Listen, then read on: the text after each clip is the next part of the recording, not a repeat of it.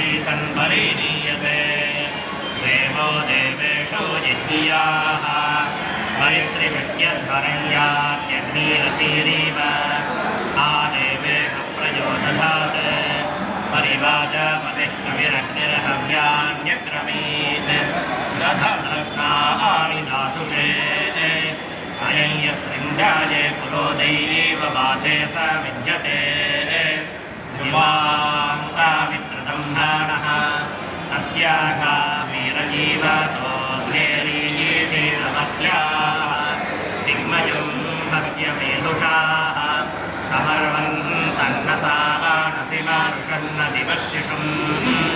कर्मृत्यन्ते विवेदीवे गोधर्यन्वाहरिभ्यां कुमारः सामदेव्यः आच्छादभूतमुदारम् उपक्षाजता हरिये कुमारात् साहदेव्यात् प्रयाता सद्य आदाते केशवां देवावश्विना कुमारः साहदेव्यः दीर्घायुरस्तु सोमकः मयि वन्दे देवावश्विना कुमारं साहदेव्यं दीर्घायुषं कृणोदन कुमारं माता योपतिः समुग्धं गृहाभिभक्ति न दादादिपित्रे अनेकमस्य न विरञ्जनाः स पुरः पश्यन्ति विवेकमरतौ कमयतं तय्यो मते कुमारं पेशी विपर्षि महिषी जजान पूर्वी गर्भशरदो ममर्था पश्यन् जातं जगसोतमाता हिरण्यनं तं शुचिवर्णमानात् क्षेत्रादपश्यमायोधामिमान् तदा नो अस्मामृतं विवर्क्वत्किं मामानिन्द्राष्ट्रेणवर्णडुग्धाः क्षेत्रादपश्यं सततश्चरन्तं सुमद्योच्छन्न पुरुषो भ्रमाणं नताग्रन्नजानिष्ठहिषः परिर्नीरुद्यो मतयो भवन्ति देवे वर्षकं वियामन्तगोभिर्नयेषां गोपाश्चिदास यजीर्भरवते श्रेजन्वाजादिपश्वोपानश्चिकिल्पान्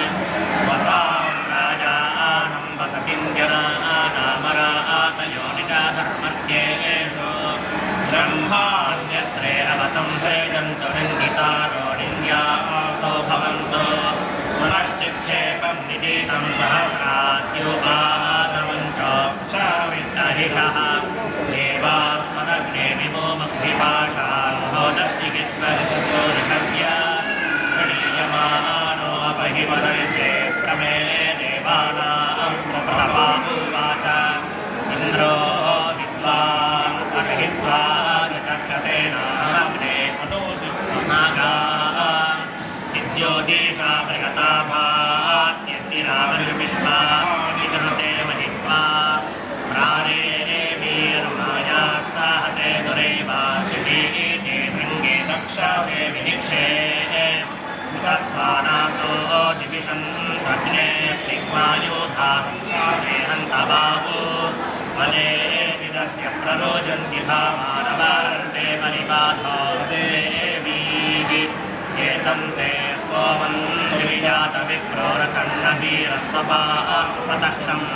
यदीदग्ने प्रतिष्ठं देवहर्या स्वर्वतीरपये नाजयेम विग्रीवो वृषभो वा प्रधानो शत्रुवा हर्यः समाजाति वेदाः इति मन्दिममता अमोचन् बलिष्मा ते मना मे शर्म सद्धविष्मा ते मना मे शर्मायं सत् दक्षिणया समर्था इन्द्रस्य दक्षमामदत्तमा ओढश तेभ्यो भद्रमञ्गिरसोपस्मप्रतिगृह्णीयमानवं सोमेधसः योधायन् पितरो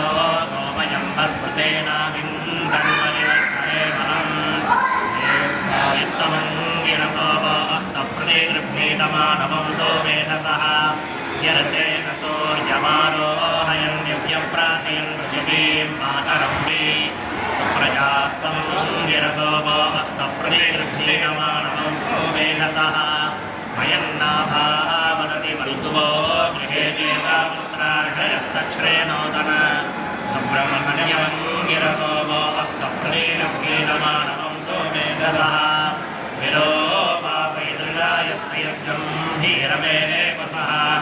ते अङ्गीरसस्तोणमस्ते अग्ने परिजज्ञिरे ते अग्ने परिजज्ञिरे विलोपासोदितस्परे नवघोणदशर्गो अङ्गीरस्तमस्सचाः देवेशो ब्रह्मते इन्द्रेण युजानश्रेगन्धवाघतो मृदङ्गो मन्तमश्विनो अवक्रं मेलदातोऽष्टकर्ण्या अश्रवो देवेष्वक्रत प्रणोडञ्जायतामयं मनस्थोऽग्ने एव रोहतो यः सहस्रं शताश्वं सद्यो दानाय बृंहाते नतमश्नोति कष्करदिवयीवसान् भारतम्